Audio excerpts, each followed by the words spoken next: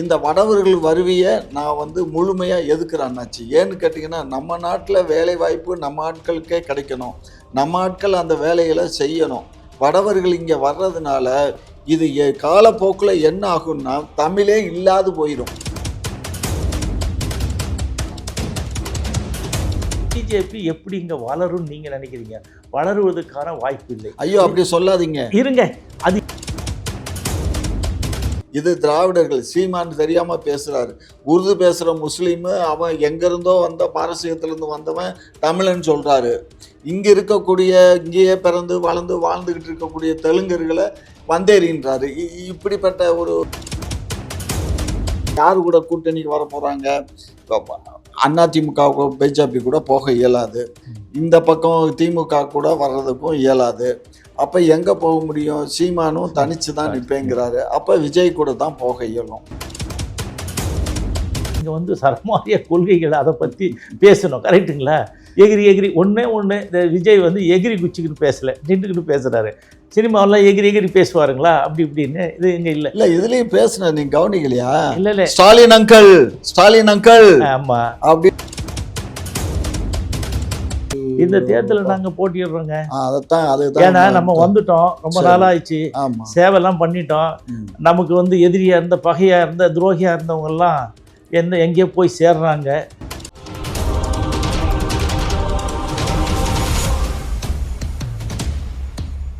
வடவர்கள் வந்து தமிழ்நாட்டில் வந்து இன்னைக்கு அவன் போராட்டம் பண்ணுறான், போலீஸை கல்ல விட்டு அடிக்கிறான். ஆமாம், இந்த ஏரியாவில் வந்து இதெல்லாம் போலீஸ் அடிக்கிறான், போலீஸை கல்ல விட்டு அடிக்கிறான் சார். அவன் பாதுகாப்பு தேடி ஓடுறான் போலீஸு. அப்போ எந்த அளவுக்கு வந்து ஒரு மட்டரமாக இங்கே வந்து இது என்ன பீகாரா? அவன் வந்து கல்ல விட்டு அடிக்க. நம்ம கூட்டங்கள்லையோ நம்ம ஆட்கள் யாராவது கல்ல விட்டு அடிப்போமா? இல்லை நம்ம கூட்டம் நடத்தினா நமக்கு எங்கேயாவது கண்ணீர் போகுண்டு வீசி நம்மளை கலைக்கிறதுக்கு முயற்சி பண்ணுறாங்களா? இல்லையே.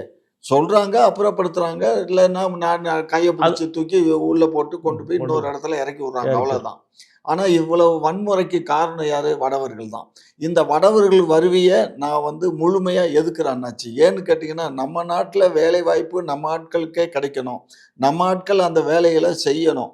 வடவர்கள் இங்கே வர்றதுனால இது காலப்போக்கில் என்ன ஆகும்னா தமிழே இல்லாது போயிடும். இன்றைக்கி எங்கே பார்த்தீங்கன்னாலும் அவனுக்கு பூரா ஹிந்தியில் தான் பேசுகிறான். ஒரு கட்டடத்துக்குள்ளே போங்க, அவன் பூரா ஹிந்தியில் தான் பேசுவான். ஒரு ஹோட்டலுக்கு போனீங்கன்னா அவன் ஹிந்தியில் தான் பேசுகிறான். ஒரு லாட்ஜுக்கு போனால் ஹிந்தியில் தான் பேசுகிறான். அந்த அளவுக்கு ஒரு கலாச்சாரம் இங்கே வந்துருச்சு. தமிழே மறைஞ்சிக்கிட்டு வருது. அப்போ தமிழ் மறையாமல் இருக்கணும்னா வடவர்களுடைய ஆதிக்கத்தை ஃபுல்லாக ஸ்டாப் பண்ணி எல்லாத்தையும் ஏற்றி பஸ் ஏற்றி போங்கடா, கொரோனாவில் ஏற்றி அனுப்பிச்சோம் பாருங்கள், அது மாதிரி ஏற்றி அனுப்பிச்சாதான் சரியாக வரும். இது முதல்வருக்கு நான் இப்போ கோரிக்கையாக தான் வைக்கிறேன். ஏன்னு கேட்டிங்கன்னா, ஊடகத்தில் சொன்னால் தான் போகும். அதை பற்றி நீங்கள் என்ன நினைக்கிறீங்க? நீங்கள் சொல்கிறது முற்றிலும் உண்மை. நமக்கு வந்து மற்றவங்க வந்து வேலை செஞ்சு பார்த்துட்டு போகிறத பற்றி இல்லை, இங்கேயே தங்கி இங்கேயே ஓட்டு வாங்கி இங்கேயே போடுவானா, கரெக்டுங்களா? இந்த ஆர்எஸ்எஸ். ஆமாம், நாளைக்கு அவங்க கவர்மெண்ட் வீடு கட்டி கொடுப்பேன்னு அந்த அம்மா சொல்லுது. யாரு? நிர்மலா சீதாராமன். இவங்க இந்த வானதி சீனிவாசன். நாங்கள் வந்து கோயம்புத்தூரில் வந்து நாங்கள் வந்து இங்கேருந்து வந்தவங்களுக்கு அவங்களுக்கு நாங்கள் இலவசமாக வீடு கட்டி கொடுப்போம். அப்போ சரி, அப்படின்னா என்ன, எதுக்கு ஓட்டு? அவங்கெல்லாம் இங்கே ஓட்டு போடுவாங்க. இப்போ நாம கூட சார் இந்த இதில் இருக்கிறோம், இப்போ நம்ம சென்னையில் இருக்கிறோம், சொந்த ஊர் எங்கேயா செங்கல்பட்டில் இருந்தால் நம்ம இங்கே சென்னையில் ஓட்டு போடுறோம், ஊர் போய் செங்கல்பட்டில் தான் ஓட்டு போடுறோம். ஒரு ஸ்டேட்டுக்குள்ளேயே இந்த நிலைமைன்னா மற்ற ஸ்டேட்லேருந்து வரவங்கள எப்படிங்க அனுமதிக்க முடியும்? அது பிரதமரும் பேசியிருக்காரு. பிரதமர் என்ன பேசுகிறாருன்னா, 2 ஆண்டுகளுக்கு மேலே அவன் வந்து ஒரு இடத்துல இருக்கான்னா அவனுக்கு அங்கே தான் ஓட்டு உரிமை கொடுக்கணும் அப்படின்னு சொல்லி பேசுகிறார். அது ரெட்டை ஓட்டு உரிமை கொடுக்கணும்னு பேசுகிறாரு அந்த ஆள். இங்கேயும் ஓட்டு இருக்கணுமா, அவன் பிறந்த இடத்துல இருக்கணுமா, அவன் எங்கே விரும்பினானோ அங்கே போட்டுக்கலாமா? என்ன அதெல்லாம் தவறான ஒரு இதுதான். முன் உதாரணம் பேசுவதே அது தப்பு. அவங்கவுங்க எங்கெங்கே இருக்கிறாங்களோ அங்கங்கே போய் தான் அவங்க ஓட்டு போட்டுக்கணும், இல்லைன்னா விட்டுட்டு போக வேண்டியதுதான். இது வந்து இங்கே ஒரு ஓட்டு அங்கே ஒரு ஓட்டு, கொஞ்சம் பக்கத்தில் இருந்தால் இங்கேயும் ஓட்டு போட்டு அங்கேயும் போய் ஓட்டு போடுவோம் பொழுது. இப்போ கேப்பில் ஒரே டைமில் இந்தியா முழுக்க தேர்தல் நடக்காது இல்லை, அதுக்கு சொல்ல வரேன். ஸோ இதெல்லாம் வந்து முற்றிலும் தவிர்க்கப்பட வேண்டியது. இங்கே இருக்கிறவங்களுக்கு முதல்ல வேலை கொடுக்கணுங்க.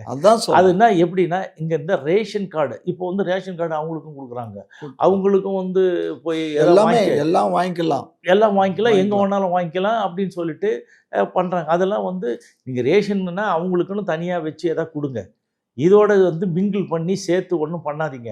இந்தியாவிலே பப்ளிக் டிஸ்ட்ரிபியூஷன் சிஸ்டம் வந்து பெஸ்ட்டு நம்பர் 1 தமிழ்நாடு. தமிழ்நாடு தான். சரி, நீங்கள் வந்து அவ்வளோ நல்லா பண்ணி வச்சிருக்கிறத இப்போ வந்து கொலாப்ஸ் பண்ணுற மாதிரியும் தேவையில்லாமல் பிரச்சனை பண்ணுற மாதிரி தான் இந்த நடவடிக்கைலாம் இருக்குது. அவங்க மேலே என்ன நினைக்கிறாங்களோ அதை அப்படியே திணிக்கணும்னு நினைக்கிறாங்க. ஸோ இப்போ வந்து இந்தியை திணிக்கிறாங்க, இந்த மாதிரி தேவையில்லாத விஷயங்கள்லாம் இங்கே திணிக்கிறாங்க. அப்புறம் வந்து கல்விக்கு ஏன்டா நிதி ஒதுக்கலைன்னு கேட்டால் அதுக்கு ஒரு காரணம் சொல்கிறாங்க. கல்விக்கு நிதி ஒதுக்கணும்ல, பள்ளிக்கூடம் படிக்கிறதுக்கு 25% வந்து ஏழை குழந்தைகள்லாம் இந்த மாதிரி கல்வி நிறுவனங்களில் மாறி படிக்கலாம், அரசு இல்லாமல் தனியார் இதில் படிக்கலான்னு சொன்னாங்க. எல்லாம் அங்கெல்லாம் போகும்போது பணமே கொடுக்க மாட்றாங்க. 3 ஆண்டா கொடுக்கல, அவங்கெல்லாம் வந்து எடுக்கவே மாட்றாங்களே. ஸோ இப்போ அதான் திருவள்ளூர் எம்பி வந்து உண்ணாவிரதம் உண்ணாவிரதம் பாவம். இருக்கிறார். உண்ணாவிரதம் இருந்துட்டு இருக்காரு.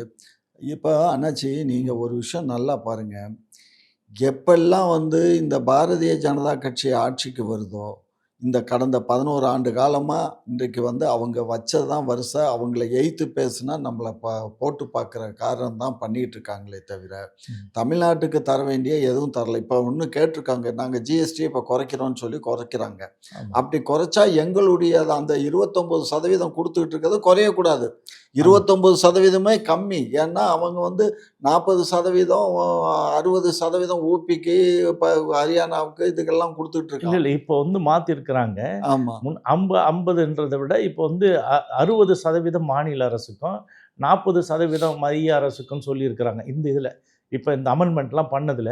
ஸோ எது எப்படி இருந்தாலும் வந்து ஜிஎஸ்டி வந்து இவ்வளோ நேரம் நம்ம வந்து அதை தாங்கிட்டு இருந்தோம். அவ்வளோ சொல்லணும்னா துன்பத்துக்கு ஆளானோம். துன்பமா அப்போ வந்து நம்ம கொரோனா பீரியட்லலாம் நம்ம கட்டியிருக்கிறோம். ஸோ கட்டியிருக்கோம். அது எவ்வளோ பெரிய சிரமமான விஷயம். அந்த சிரமம்லாம் அவங்களுக்கு வந்து தெரிய மாட்டேங்குது. அவங்களுக்கு வரும்போது போகுது. பிஜேபி எப்படி இங்கே வளரும்னு நீங்கள் நினைக்கிறீங்க? வளருவதற்கான வாய்ப்பு இல்லை. ஐயோ அப்படி சொல்லாதீங்க. இருங்க, அது எப்படி வளரும்? இப்போ வந்து நான் சொல்கிறேன், இப்போ வந்து நீங்கள் ஒரு கட்சி வளருது. இப்போ திமுக, அதிமுக, காங்கிரஸ். அதில் பெரும்பான்மையான மக்கள் அதில் பங்கேற்றாதானங்க அது வந்து கட்சி வளரும். அண்ணாச்சி 2 கோடி பேர் அவன் இங்கே வந்துட்டானல்ல வடக்கன். 2 கோடி பேர் இங்கே ஓட்டு உரிமை கொடுத்தாச்சுன்னா ஒரே கட்சி ஒரே இதுக்கு 2 கோடி பேர் ஓட்டு போடுவான். அவனுக்குள்ளே வேற இருக்காது. நமக்கு இங்கே அனுப்பிச்சு நமக்கு ஓட்டு உரிமை கொடுத்ததே பாரதிய ஜனதா தான், நமக்கு ரேஷன் கொடுத்தது பாரதிய ஜனதா தான், அதனால பாரதிய ஜனதாவுக்கு நம்ம ஓட்டு போடணும்னு இந்திக்காரன் பூரா ஓட்டை போட்டுருவான். 2 கோடி பேர் ஓட்டை வாங்கினா முடிஞ்சு போச்சு. அது தவிர இன்னொரு விஷயம் என்ன தெரியுமா? எங்கள் கம்யூனிட்டி ஆள் இருக்கானல்ல, எங்கள் நாயுடு சங்க குரூப் எல்லாம் நாமதாரிய எல்லாமே பெருமாள் அயோத்தியில் பெருமாள் கோயிலை கட்டினாரு, ராமனுக்கு கோயிலை கட்டினான்னு சொல்லி எல்லா பேரும் பஜனை பாடிட்டுறானுங்க. சின்ன வயசுல நான் இருக்கும்போது பஜனை பாடினது அதுக்கப்புறம் நின்று போச்சு. இப்போ மறுபடியும் தெருவா பஜனை பாடி போக ஆரம்பிச்சிட்டானுங்க. புரியுதுங்களா? அதனால பாரதிய ஜனதா இப்போ கிட்டத்தட்ட ஒரு 10% அந்த அண்ணாமலைன்னு ஒரு தம்பி வந்தது. அதுக்கப்புறம் ஒரு 10-12% இங்கே வளர்ந்துருச்சு. இப்போ பிஜேபி வளரலைன்னு சொல்லாதீங்க, வளர்ந்துருச்சு. அவன் தனியாக நின்றாக்கா வேணா குறையலாம், ஒரு 8ஓ 6ஓ வரலாம். பட் ஆனாலும் வந்துட்டானே. அதாவது இனி அவன் அலையாத விருந்தாளியா உள்ள நுழைஞ்சிட்டான். அவனை வெளியேற்றுறது இயலாத காரியம். பட் அதை வந்து இந்த தமிழர்களாகிய இங்கே இருக்கக்கூடிய திராவிடர்கள், தமிழர்களுக்கு மட்டும் அல்ல, இது திராவிடர்கள். சீமான் தெரியாமல் பேசுகிறாரு. உருது பேசுகிற முஸ்லீமு அவன் எங்கேருந்தோ வந்த பாரசீகத்திலேருந்து வந்தவன் தமிழன் சொல்கிறாரு. இங்கே இருக்கக்கூடிய இங்கேயே பிறந்து வாழ்ந்துக்கிட்டு இருக்கக்கூடிய தெலுங்கர்களை வந்தேறின்றாரு. இப்படிப்பட்ட ஒரு நபர்களை வச்சு நம்ம என்ன செய்யறது? யோசிச்சு பாருங்க. இதெல்லாம் முற்றிலும் தவறு. தவறு இல்லையா? தவறு தான். இப்போ பிஜேபிக்கு வந்து நான் ஏன் இங்கே வளராது, வளர்ச்சி இல்லை? நீங்கள் சொல்கிற இறக்குமதி செய்யப்பட்ட தொழிலாளர்கள் இறக்குமதி செய்யப்பட்டு இங்கே வந்து வியாபித்திருக்கின்ற நார்த் இந்தியன்ஸ் எல்லாம், வட இந்தியர்கள் வந்து எல்லாத்துலேயும் ஆக்கிரமிப்பு பண்ணி போயிட்டுருக்காங்க. ஆனால் அந்த கட்சி வளருவதற்கு ஒரு இயற்கையான ஒரு சொல்கிறேன், பெருத்த சமுதாயத்திலேருந்து யாருமே இல்லையே. இப்போ வன்னியர் சமுதாயம் பெருசாக இருக்குது. அந்த சமுதாயத்திலேருந்து ஒருவருக்கு கூட எந்த ஒரு பொறுப்பும் கொடுக்கலையே. ஒரு ஆள் விரல விடுங்க இல்லை. அப்படின்னா இந்த சமுதாயம் ஒட்டுமொத்தமாக புறக்கணிக்கப்படுது.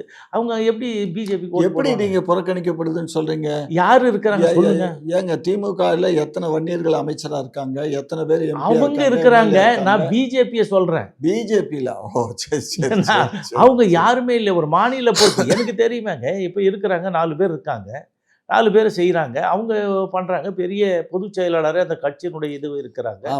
அவங்கெல்லாம் வந்து ஆதி காலத்துலேருந்து இருந்து அப்படியே ஸ்டான்ச் லீடராக அவங்க இருக்கிறாங்க, சப்போர்ட் பண்ணுறாங்க. அவங்கள நான் சொல்லலை. பிஜேபிக்கு ஒரே ஒரு ஆள் கூட எந்த மாநில பொறுப்புகளும் இல்லை தமிழ்நாட்டில். ஒன்றுமே கிடையாது. இல்லை இல்லை இல்லை. அப்போ வந்து எப்படி அந்த பிஜேபி இங்கே வளர்றதுக்கு வாய்ப்பு இல்லை. நீங்கள் சொன்ன மாதிரி இறக்குமதி செய்யப்பட்டவங்க ஓட்டு போட்டால் தான் அவங்களுக்கு வந்து வந்துருவான்ல. இப்போ உங்களுக்கு இந்த வானதி சீனிவாசனை பத்தி சொன்னீங்களே, அந்த அம்மா ம். நான் பாரதிய ஜனதால இருக்கும்போது அந்த அம்மா நிலை என்னங்கிறது எனக்கு தெரியும். ம். இன்னைக்கு அந்த அம்மாவுடைய நிலை என்னன்னா, விரல் விட்டு எண்ணக்கூடாத அளவுக்கு சொத்து சொத்துக்கள் சேர்த்துருக்காங்க. சேர்த்து எப்படி வந்தது பாருங்க. எல்லாம் சொத்து சேர்க்கிற வேலையில் நாங்கெல்லாம் போய் வீடை விற்று டெல்லியில் போய் மாநாடை போட்டு வாஜ்பாயை கூப்பிட்டு வச்சு பேசிட்டு வந்தவன். இவங்கெல்லாம் என்ன பண்ணாங்க, எது செலவு பண்ணாங்க, இன்னைக்கு இவ்வளவு சொத்துக்கு அதிபதியா இருக்காங்க. நான் சொத்தெல்லாம் வித்து வித்து போற கட்சிக்கெல்லாம் செலவு பண்ணிட்டு இருக்கேன். இதுவரை திமுகவுக்கும் செலவு பண்ணிட்டு தான் இருக்கேன், இல்லாம இல்லை. அதே மாதிரி பாஜக பண்ணேன். காங்கிரஸ்ல நரசிம்மராவை கூப்பிட்டு மதுரையில் அது 87 மாநாடு போட்டேனே, நான் தானே போட்டேன். அன்னைக்கு வந்து கட்டி பிடிச்சார் நரசிம்மராவ். அவ்வளோ இதாக பண்ணணும், பெரிய அளவில் பண்ணணும். நெட்வொர்க்கு ரொம்ப சரியில்லை. நீங்க எப்படின்னா நீங்க ஒருத்தரை நம்பி அவரோட பண்ண அவர் கட் ஆயிட்டாருன்னா மொத்தமா கட் ஆயிடுது. அதேதான் நிலைமை. தொடர்புகளே இல்லை. இப்போ அவங்க தொடர விட மாட்டாங்க. டெல்லியில் உட்காந்துக்கிட்டு எல்லாத்தையும் கட் பண்ணிடுறான். நீங்க என்ன வேலை செஞ்சு வச்சாலும் அங்க போன உடனே இது சரிங்க நச்சு. இப்போ 2026 தேர்தல் எப்படி இருக்கும்னு நீங்க நினைக்கிறீங்க? உங்க அசிம் என்ன? 2026 நான் எல்லாம் ஊர்லாம் போயிட்டு வந்தேன், பார்த்துட்டு இருக்கேன். 2026 தேர்தல் வந்து இவங்க எப்படி வரும் அப்படின்றது ஜனவரி பிப்ரவரியில் தான் முடிவாகும். ஏன்னா இங்கே ஒரு பக்கம் கூட்டணி, எல்லாரும் என்ன பண்ணுறாங்க, விஜய் பக்கம் அவர் ஒரு கூட்டணி வைக்கிறாரு. இந்த திமுகவிலேருந்து ஓட்டு பிரியுமான்னா அது பிரியாது. அவங்க ஓட்டு கன்சாலிடேட்டடாக இருக்குது. இப்போ இருக்கிற பிரைட் சான்ஸ் வந்து திமுகவுக்கு தானே இருக்குது. சரி, வேறு யாருக்கு எப்படி சொல்ல இயலாது. ஏன்னா இப்போ விஜய் கூட எந்த அரசியல் கட்சியும் கூட்டணிக்கு போகலை. கூட்டணிக்கு போகிற அரசியல் கட்சி அநேகமாக டிடிவி போவார், ஓபிஎஸ் போவார், இந்த அம்மா போகும்னு நம்ம எதிர்பார்த்துக்கிட்டு இருந்தோம் போன வரவில்லையும். ஆமாம். இப்போ இவங்க என்ன பண்ணுறாங்க, நாங்கள் பேஸ்ட்டை போட்டு ஒட்ட போகிறோம்னு சொல்லி பேஸ்ட்டை எடுத்து கையில் வச்சுக்கிட்டு இருக்காரு இன்னைக்கு. அந்த பேஸ்ட்டை வச்சு ஒட்டுறாங்களா இல்லை இவங்க தனியாக அவங்க ஒரு பார்ட்டி ஆரம்பிச்சு அது விஜய் யாரு கூட கூட்டணிக்கு வர போகிறாங்க? அதிமுக பிஜேபி கூட போக இயலாது. இந்த பக்கம் திமுக கூட வர்றதுக்கும் இயலாது. அப்போ எங்கே போக முடியும்? சீமானும் தனிச்சு தான் நிற்பேங்கிறாரு. அப்போ விஜய் கூட தான் போக இயலும். அப்படி விஜய் கூட போனால் இவங்க எல்லாம் இதெல்லாம்னா விஜய்க்கு வந்து வெற்றி வாய்ப்பு இருக்குமா? அது யார் போனாலும் எப்படிங்க வரும்? ஒரு கட்சி புதுசாக ஆரம்பிச்சு இன்னும் இவங்கெல்லாம் கரெக்டு, இவங்கெல்லாம் கொட்டை போட்டு பழந்தின்னு. அது இன்னொரு பியூட்டி என்னன்னா, அந்த தம்பி தலைமையை ஏற்று இவங்க கூட்டணிக்கு போகணும். ஆமாம், அவர் வந்து சீஃப் மினிஸ்டர் கேண்டிடேட் அறிவிப்பாங்க. எது போனாலும் அரசியல் இது நடந்தாலும் எப்படி ஓட்டு போடுவாங்க மக்கள்? சரி, இப்போ வந்து சீமான்லாம் வந்து இத்தனை தேர்தலை சந்தித்து கொஞ்சம் கொஞ்சமாக தனித்து நின்று பல அவமானங்கள் கஷ்டங்கள்லாம் சந்தித்து தான் இன்றைக்கி வந்து நிற்கிறார். இவர் ஒன்றுமே வரலையே, மக்கள்கிட்ட வரல. ஏதோ சினிமா நடிச்சுருக்கிறாரு, அந்த படம் முடிஞ்ச பிறகு வருவார் அப்படின்னு சொல்கிறாங்க. வந்த பிறகு ஒரு சினிமா வசனம் மாதிரி பஞ்ச் டைலாக் பேசுறது தப்பு. நீங்கள் வந்து சரமாரிய கொள்கைகள் அதை பற்றி பேசணும், கரெக்டுங்களா? எகிரி ஒன்று இந்த விஜய் வந்து எகிரி குச்சிக்கின்னு பேசலை, நின்றுக்கிட்டு பேசுகிறாரு. சினிமாவெல்லாம் எகிரி பேசுவாருங்களா அப்படி இப்படின்னு? இது இங்கே இல்லை. இதுலேயும் பேசுனார், நீங்கள் கவனிக்கலையா? இல்லை, ஸ்டாலின் அங்கிள் ஆமாம் அப்படின்னு பேசுனாரு. அதை சின்ன குழந்தை மாதிரி பேசுகிறாரு. அது தப்பு. மெச்சூர்டு பொலிட்டீஷியன் வராட்டாலும் பரவாயில்ல, பக்கத்தில் இருக்கிறவங்கள கேட்டால் தெரிஞ்சு வச்சுக்கணும். ஒரு விஷயங்களை கையில் எடுக்கின்ற பொழுது அது அடி ஆழம் வரலாம், அடி முதல் இது சொல்லுவாங்க, நுனை வரை தெரிஞ்சுக்கிட்டு நமக்கு தெரியாது எல்லாம். அதாவது வந்துங்க, ஒரு அரசியல் தலைவராக மேலே வர்றோம், முதல்ல இரக்க குணம் இருக்கணும். இரக்க குணம் இருக்கிறவன் என்ன பண்ணுவான், ஏதாவது ஒன்று செய்கின்ற பொழுது தப்பாக செஞ்சால் கூட அதை திருத்திக்கிட்டு அடுத்து தப்பை நல்லா சரி பண்ணி திறமையை வளர்த்துக்கணும். நீங்கள் எதுவுமே செய்ய ஆரம்பிக்கலையே. இல்லை, அந்த கூட இருக்க ஆளுங்க எல்லாமே சரியில்லாத ஆட்கள். அதாவது என்னென்னா கார்பெட்டு முதலாளிகள். இப்போ ஆதவ் அர்ஜுன் தான் இந்த மாநாட்டுக்கு நான் தான் செலவு பண்ணேன்னு சொல்லிட்டாரு. இப்போ அவர் கிட்டத்தட்ட ஒரு 100-200 கோடி வரையும் காலி பண்ணியிருக்காங்க. அப்போ கார்பெட்டாக இவங்க பண்ண ஒரு காலத்தில் உங்களுக்கு ஞாபகம் இருக்குன்னு நினைக்கிறேன், ராஜீவ்காந்தி வந்து தேர்தலில் போட்டி போடும்போது நம்மகிட்ட தான் பணம் இருக்கு, நம்ம ஜெயிச்சிடலாம், மூப்பனார் என்கிட்ட சொன்னது. பணம் இருக்கு, நம்ம ஜெயிச்சிடலாம் அப்படின்னு சொல்லி சொன்னாராம். அப்போ மூப்பனார் சொன்னாராம், உங்கள்கிட்ட பணம் இருக்கலாம், மக்கள்கிட்ட தான் ஓட்டு இருக்கு, அந்த ஓட்டு மக்கள் போடணுமே, அதுக்குரிய வேலையை பார்ப்போம் அப்படின்னு காமாட்சி அப்படின்னு பாரு என்கிட்ட. நாயுடும் பாரு, காமாட்சின்னு பெயர் சொன்னதே இல்லை. அப்போ அப்படிதான் நாயுடு நான் சொன்னேன். அதுதான் நின்றுச்சு. அந்த தேர்தலில் அவர் தோற்று போயிட்டாரு. ஏன்னா மக்கள் வந்து பணத்துக்காக மட்டும் ஓட்டு போடுறதில்ல, ஓரளவுக்கு பணம் இருந்தா கூட என்ன சேவை செய்றாங்கங்கிறதையும் பார்த்து தான் பார்ப்பாங்க பார்த்து தான் சார். இப்போ பண்ணுவாங்க. இந்தியாவிலேயே பொலிட்டிக்கல் அவேர்னஸ் உள்ள ஒரு மாநிலம்னா அது ஸ்டேட்டுன்னா இதுதான். தமிழ்நாடு தான். இங்கே தான் தமிழ்நாட்டில் தான் நீங்கள் ஒன்றும் ஓகே, அங்கோலியா பிரச்சனையாக இருந்தாலும் சரி, ஈரான் ஈராக் எதுவும் எதுவா இருந்தாலும் சரி. எதுவாக இருந்தாலும் 100 பேர் இங்கே ஊர்வலம் விடுறான், போராட்டம் பண்ணுறான், ஆர்ப்பாட்டம் பண்ணுறான். இந்தியாவில் வேறு எங்கேயும் கிடையாது. இந்தியாவுக்குள்ளே எங்கேயாவது ஒரு எதிர்ப்பு வந்ததுன்னா சமூக நீதியை பற்றியோ இல்லை எதை பற்றி எந்த பிரச்சனை வந்தாலும் உடனடியாக முதல்ல கொடி தூக்குறவன், குரல் கொடுக்குறவன் தமிழ்நாட்டில் இருக்கிறவங்க தான். ஸோ அந்த மாதிரி நம்ம பார்க்கும்போது தமிழ்நாடு வந்து அவேர்னஸ் அதிகம் சார். உடனே வந்து என்ன பண்ணுவாங்க, இப்போலாம் வந்து இளைஞர்கள்லாம் ரொம்ப யோசித்து தானே ஓட்டு போடுறாங்க, முன்ன மாதிரி கிடையாது. இல்ல முன்ன படிச்சுட்டாங்க அப்பா ஒரு நிறையா. கட்சியில் இருக்கிறாரு, பையன் வந்து நீ பிடிக்கலப்பா அந்த கட்சி அப்படின்னு சொன்னால் முன்னாடியெல்லாம் அப்பா சொல்கிற இதுக்கே போடுவான். இப்போ அதெல்லாம் இல்லை. நீங்கள் உங்கள் இஷ்டமாக போட்டுங்க, நான் என் இஷ்டமாக போட்டுக்கிறேன், என் விருப்பத்துக்கு வந்து நீங்கள் தலையிடாதீங்கன்னு சொல்லிட்டு அவங்க செய்கிறாங்க. ஸோ இப்போ வந்து அந்த அவேர்னஸ் வந்து நிறைய இருக்குது. சில பேர் ஒரே கட்சியில் இருந்துட்டோன்றதுனால இருக்கிறாங்க. இப்போ புதுசாக வர்ற கட்சிக்கெல்லாம் இந்த மாதிரி இளைஞர்கள்லாம் தான் போகிறது வர்றதெல்லாம் இருக்குது. சரி, இப்ப நீங்க எப்போ தேர்தல் இந்த தேர்தலில் நாங்கள் போட்டிடுறோங்க. அதைத்தான் ஏன்னா அதுதான் நம்ம வந்துட்டோம், ரொம்ப சரி. நாளாயிடுச்சு, ஆமா. சேவைலாம் பண்ணிட்டோம். ம். நமக்கு வந்து எதிரியாக இருந்த, பகையாக இருந்த, துரோகியாக இருந்தவங்கெல்லாம் எங்கேயோ போய் சேர்றாங்க. மக்கள் மத்தியில் அவங்க எடுபட மாட்டாங்க. இப்போது நான் துவக்கி வச்ச கட்சி தான் அது. இருந்தாலும் இப்போ வந்து நாம் அதே பேரில் வந்து நம்ம கட்சி நடத்துகிறோம், அனைத்து இந்திய பாட்டாளி முன்னேற்ற கட்சி. அதுக்கு வந்து நாம் வந்து முன்னெடுத்து செய்வோம். இப்போ நம்ம கட்சி கொள்கையெல்லாம் வந்து நம்ம விளக்கமாக சொல்லணும். இப்போ வந்து எங்களுக்கு வந்து என்னென்னா, ஆயுதம் அறிவாயுதம் ஏந்துவோம். முன்னாடிலாம் ஆயுதம் ஏந்தி சண்டை போட்டுன்னு அது அதெல்லாம் வேண்டியது இருந்தாங்க. இல்ல. இது அதுதான் 25 பேர் எப்போ துப்பாக்கியால் சுட்டு செத்து போகிறாங்களோ அதுக்கப்புறம் உயிரை ஆயுதமாக ஏந்தி போராடுற காலம் வேண்டாம், அறிவை ஆயுதமாக ஏந்துவோம்னு சொல்லிட்டு தான் நம்ம வந்து பண்ணுறோம். அதுக்கப்புறம் அந்த இதுவே வந்து அறிவை ஆயுதமாக ஏந்துவோம், அறவழியில் போராடுவோம், அனைத்து உரிமைகளையும் பெற்றுடுவோம்னு சொல்லிட்டு பண்ணுறோம். இப்போ எங்களுடைய கோர் இது என்னன்னு கேட்டிங்கன்னா, பொருளாதார முன்னேற்றம். இப்போ வெண்மை புரட்சி, இது பசுமை புரட்சி, பசுமை புரட்சி. அப்புறம் வந்து கல்வி புரட்சி, அப்புறம் தொழில் புரட்சி. இந்த 4 முனை புரட்சி ஒரு சேர செஞ்சு ஒரே டைமில் செய்யணும், ஒன்றா எடுக்கக்கூடாது. செஞ்சு ஏழை எளிய மக்களுக்கு பொருளாதாரம் போய் சேர வேண்டும் என்ற பொருளாதார கொள்கையை முன்னெடுக்கிற ஒரு கட்சியாக அனைத்து இந்திய பாட்டாளி முன்னேற்ற கட்சி இருக்கிறது. இது மக்கள்கிட்ட சொல்லி நாங்கள் வந்து எங்களுக்கு ஆதரவு கொடுக்கணும்னு கேட்போம் கண்டிப்பாக. அதுக்கப்புறம் நீங்க கொடுத்திருந்த ஒரு பேட்டியில பார்த்தேன், ராமதாஸுக்கு வந்து ரிகார்டடா 3 மனைவிகள் இருக்காங்க, அன்ரிகார்டடா பல மனைவிகள் இருக்காங்க அப்படிங்கிற மாதிரி ஒரு வார்த்தையை போட்டிருந்தீங்க. அதாவது எதிரியை தாக்குறதுக்காக சொல்லப்பட்டதா 3 மனைவிங்கிறது, இல்லை உண்மையிலேயே அவருக்கு 3 மனைவிகள் தானா? அதாவதுங்க, கலைஞர் அவர்களை பற்றி காடு வெட்டி குரு உங்களுக்கு தெரியும். தெரியும். வாழைப்பாடி தலையை வெட்டிட்டு வா, நான் வரேன் அப்படின்னு சொன்னவர் அவர். அவரை வச்சு இந்த மீட்டிங்கெல்லாம் பேசும்பொழுது வந்து கலைஞர் குடும்பத்தை பற்றி பேசினார். அவர் வந்து வெளிப்படையாக இருந்தார், அவர் இதெல்லாம் சொல்லிட்டு. அதுக்கு அப்போ கலைஞர் அவர்கள் ஜாஃபர் ஷேட் அப்படின்ற ஏடிஜிபி அவரை வச்சு ராமதாசனுடைய வண்டவாளத்தில் தான் எடுக்க சொன்னாங்க. அது எடுத்தது அது வந்து இன்னும் இது இன்டெலிஜென்ஸில் இருக்குது. அதில் இருக்கிறதுல ஒரு சின்ன இது சொல்லியிருக்கிறேன். கண்டிப்பாக அரசாங்கத்திலிருந்து ஆதாரபூர்வமாக நம்ம வெளியிடுவோம் அடுத்தடுத்து வர்றதில். இல்லை, அதில் கூட ஏற்கனவே கலைஞர் தானே ஒரு மர்டர் கேஸில் அவர் இன்வால்வ்டாக இருந்து அவரெல்லாம் காப்பாற்றி விட்டது அவர் தானே. சார்ஜ் ஷீட்டெல்லாம் போட்டு இது இல்லை நிறைய சிபிஐயில் நிறைய வழக்கு. யார் இந்த இவர் இருக்கார் இல்லைங்களா, நம்ம சிவி சண்முகம், அவரை வந்து தேர்தல் நேரத்தில் அடிச்சிங்க. அடித்த உடனே சிவி சண்முகம் கார் கடியில் பூந்து தப்பிச்சிட்டாரு. அவன் சொந்தக்காரனை வந்தவன் வெட்டி கொண்டுட்டான், அங்கே அவர் வீட்டு ஸ்பாட்லேயே கொண்டுட்டாங்க. ஸோ அந்த வழக்கெல்லாம் வந்து இவர் இல்லைன்னு விடுதலை பண்ணிட்டாங்க. இவர் தான் A1. இது மாதிரி நிறைய வழக்குகளில் அவர் வருவார், ஆனால் தப்பிச்சிட்டு போயிடுவார். இப்போ இங்கே பிடிலி செங்கல்வராயன் அறக்கட்டையில் போராட்டி கலாட்டா பண்ணாங்க. அதெல்லாம் அந்த சொத்துக்களில் வந்து பிரச்சனை வரும்பொழுது அவர் நீதி அரசராக இருந்தார் ஹைகோர்ட்டில். அவர் போய் வந்து என்ன பண்ணிட்டாரு, கொடுத்துட்டார், நான் இந்த நிர்வாகம் பண்ண மாட்டேன். அது உடனே என்ன பண்ணாங்க, கேஸ் ஃபைல் பண்ணாங்க 57 பேரில்.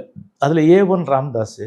அவர் என்ன பண்ணார், இவர் போராளின்னு சொல்கிறாங்கல்ல, இந்த போராளி ஹைகோர்ட்டில் போய் அன்கண்டிஷனல் அப்பாலஜி, நிபந்தனையற்ற மன்னிப்பு கேட்டு என்னை விட்டுடுங்க, நான் போயிடுறேன்னு சொல்லிட்டதுக்கப்புறம் இந்த பக்கமே வரமாட்டேன் அப்படின்னு அதான் எதுக்கும் வர்றதில்லை. அவர் போயிட்டாங்க, விடுதலை விட்டுட்டாங்க அவர்லாம். அதுக்கப்புறம் இருக்க மீதி 56 பேருக்கும் 2 லட்சம் ரூபாய் ஜாமீன், 2 பேர் வந்து நபர் ஜாமீன் வச்சு எல்லாத்தையும் 1 கோடியே அந்த இது வந்து 14 லட்சமும் கொடுத்து அவங்களெல்லாம் வெளியில் எடுத்தாங்க. ஸோ எதுக்கு இதை சொல்ல வரேன்னா, இந்த மாதிரி போராளி தான் அவர் போராளி. அவர் ஏமாத்திரம் எல்லாத்துலேயுமே போய் பித்தலாட்டம் சார். ஒரு இது கூட உண்மை இல்லை. ஆனால் சத்தியம் பண்ணி ஏமாத்தினா சத்தியசீலர் அப்படி தான் இருப்பார். இல்ல. எனக்கு என்னன்னா, அவர் ₹2 டாக்டர்னே அந்த ஊர் பக்கம் கூப்பிடுறாங்க அவரை. ஆமாம். ₹2 வாங்கின டாக்டருக்கு இவ்வளவு சொத்து எப்படி வர முடியும்? இல்லை, 1978 வரலும் ஒரு சென்ட் நிலம் கிடையாது. ஆ, அப்போ ₹2 டாக்டர்னு நீங்கள் சும்மா லேசாக நினைக்காதீங்க. இப்போ ₹2 பெரிய ஒன்றும் இல்லை. ஒரு சரி. வடை கூட வாங்க முடியாது. அந்த காலத்தில் ம், ₹2 என்பது ஒரு விவசாயிக்கான ம். கூலி. 2 நாள் வேலை செஞ்சால் தான் ₹2 கிடைக்கும். ஒரு நாள் கூலி வந்து ₹1. ₹1 14 10 வந்து பெண்களுக்கு. ஸோ அந்த காலத்திலே ஒரு ₹2 வாங்கினார். அது வாங்கி எப்படியா போட்டோம். ஆனால் அவர் எதுவுமே கிடையாது. ஒன்றுமே இல்லை. இந்த மத்திய அமைச்சர்கள் இடம் பிடிச்சி வர்றாங்க இல்லையா 98ல், அதுக்கப்புறம் தான் 11 ஆண்டு காலம் அவங்க வந்து வெறும் காலம். ஆமாம், இது வந்து வாங்கி அடித்து கொள்ளை அடித்து இதெல்லாம் சேர்த்துக்கிட்டாங்க. அதனால தானே நிறைய வழக்குகள்லாம் வந்துக்கிட்டு இருக்கு. ஸோ அதுதான் அவர் இல்ல, வந்து இப்ப இவ்வளவு வழக்குகள் வந்தது பூராமே வந்து அன்புமணி மேல தான் வந்திருக்கு. ம். இப்ப வந்து துணை இணையோட சேர்ந்துக்கிட்டு இப்ப அன்புமணியவே வெட்டி விடுறாரு. இப்ப மறுபடியும் 10 நாள் கெடு கொடுத்துருக்காரு போல இருக்கு போன வாரம். ஆமாம், அதில் என்ன சொல் நிர்வாக குழு ராமதாஸ் வந்து கிளவராக ஒரு வேலை செய்கிறாருங்க. முதல்ல இவர்கிட்ட இருக்கிறதெல்லாம் பிடிக்கின்னு போயிட்டான். அந்த நிர்வாகியாக இருந்தவங்கலாம் காசு கொடுத்து அது கொடுத்து சௌமியா கிளவராக பண்ணிட்டாங்க. கூட இருந்தவங்களாம் ஓடிட்டாங்க. இப்போ என்ன பண்ணார், 8 பேர் தான் வந்தாங்க மாவட்ட செயலாளர். அதுக்கப்புறம் இப்போ 100 பேர் இல்லையன்னொன்னா அவர் 100 பேர் ஃபில்லப் பண்ணிட்டார். ஃபில்லப் பண்ணி இப்போ வந்து 108 மாவட்ட செயலர் இருக்காங்க. அதுக்கப்புறம் இந்த 19 பேர் தான் இதில் இருந்தாங்க. யாருங்க, இந்த நிர்வாக குழு. அதில் ஒரு 3 பேரை சேர்த்து 22. இப்போ அதுக்கப்புறம் வந்து செயற்குழுவும் டெவலப் பண்ணிட்டார். இந்த பொதுக்குழுக்கு இதுக்கெல்லாம் சேர்த்து மொத்தம் 9,000 பேருக்கு கடிதம் கொடுத்துட்டாரு, நியமன கடிதம். இப்போ வந்து அவர்கிட்ட ஒரு கோஸ் இது வச்சுக்கின்னு லெட்டர் வச்சுக்கின்னு ஊருக்கு வசூல் பண்ணுறது தானே அவங்க வேலை. அந்த வேலையில் அவங்க இருக்கிறாங்க. இவர் கூட்டம் கூட்டி அவரை நீக்கிடுவார். யாரை? அன்புமணியை நீக்கிடுவார். ஸோ அவங்க வந்து நீ வந்து இங்கே ஆஜராகு, நீ வந்து குடுன்னு சொன்னால் அவங்க ஒரு அறிக்கை விடுறாங்க, இந்த ஒழுங்கு நடவடிக்கை கூடி என்னை வந்து பார்க்கட்டும். யாரை? பனையூரில் வந்து பார்த்தீங்கன்னா உங்களை நாங்கள் கவனித்து உபச்சாரம் பண்ணி அனுப்புகிறோம் அப்படின்னு அந்த மாதிரி மிரட்டுறாங்க. அவங்களுக்குள்ளேயே மிரட்டல் நடக்குது. ஸோ இது வந்து என்ன பண்ணுவார், எடுத்தது இப்போ நானாக எடுத்துட்டேன்ற மாதிரி இருக்கக்கூடாது. அதனால் வந்து நடவடிக்கை என்ன பார்ப்பாங்க, கோர்ட். இது வந்து எலெக்ஷன் கமிஷனில் வந்து இங்கே 2009லேருந்து இவங்க ஒன்றும் கிடையாது. வெறும் அன்ரெகனைஸ்டு பார்ட்டி தான். ஸோ இந்த இதுக்கு போனோன்னா கட்சியினுடைய பேர் யார் யூஸ் பண்ணுறது அப்படின்னு வரும்போது அதுக்கான வேலைகளை அவர் பார்க்குறாரு. ஏன் அவர் அன்புமணி அவர் என்ன படித்தவர், அவருக்கு இப்போ ஏற்கனவே எம்எல்ஏ கூட இவர்கிட்ட ஒரு எம்எல்ஏ தான் இருக்காங்க போல இருக்கு. 3-4 எம்எல்ஏ அவர்கிட்ட இல்லை, இவர்கிட்ட 2 பேர், அவர்கிட்ட 3 பேர். 3 பேர் இருக்காங்கல்ல. ஆமாம், அதனால இல்லை, அவங்க எம்எல்ஏ போய் சபாநாயகர்கிட்ட கொடுத்து நீங்கள் வந்து கேட்டாங்க. அவங்க என்ன சொன்னாங்க தெரியுமா, 2009லேருந்து உங்கள் கட்சியே ரெகக்னைஸ்டு கிடையாது, உங்களுக்கு ஏரியா கட்சி, நீங்கள் வந்து இப்படி கொடுக்குறீங்க, போயிட்டு வான்னு சொல்லிட்டாங்க. நான் சொன்னேன்ல சார், இப்போ வந்து 8 எம்எல்ஏ இருக்கணும், 2 எம்பி இருக்கணும், இல்லைன்னா 8% ஓட்டு வாங்கினா தான் அவங்களுக்கு இல்லையா 2009லேருந்து. அதனால ஒன்றும் கிடையாது, நீங்கள் என்கிட்ட கொடுத்து என்ன போதுன்னு அனுப்பிட்டாங்க. இவங்க கோர்ட்டுக்கு போனால் இது வந்து எலெக்ஷன் கமிஷன் என்ன சொல்லுவான், என்னப்பா ரெகக்னைஸ்டு பார்ட்டி தான் இங்கே பேச முடியும், நீங்கள் அன்ரெகக்னைஸ்டு பார்ட்டியை போய் இங்கேப்பா அவங்களுக்குள்ளே பேசிங்கன்னு சொல்லுவான். அப்படி லெட்டர் கொடுத்தாலும் திருப்பி அனுப்பான். இதுதானே அதான் நடக்கும். அதான் நடக்கும். சரி, நீண்ட நேரமாக உங்களோட உரையாடினதில் எனக்கு ரொம்ப சந்தோஷம். ஏதோ இன்றைய அரசியலை பற்றி நம்ம பேசியிருக்கோம். பார்ப்போம் மக்கள் எப்படி நம்ம பேசுனதை பார்க்குறாங்கன்னு பார்த்துக்கிட்டு தொடருவோம். ஓகே, ரொம்ப நன்றி.